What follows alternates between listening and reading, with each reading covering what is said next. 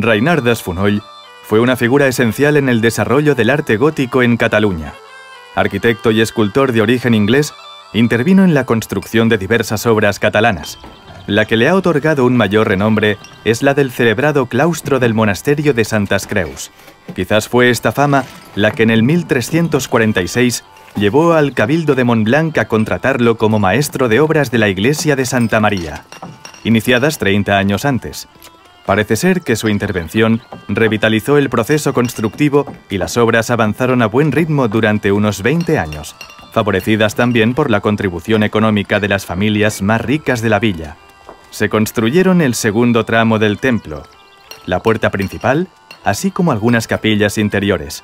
Pero la llegada de una crisis generalizada, sumada a la necesidad de construir las murallas, frenaron este empuje constructivo, y la posterior evolución de la obra tuvo que hacer frente a muchas y variadas vicisitudes. Así pues, la actual fisonomía de Santa María es, en parte, heredera de la maestría de Reinard Fonoll.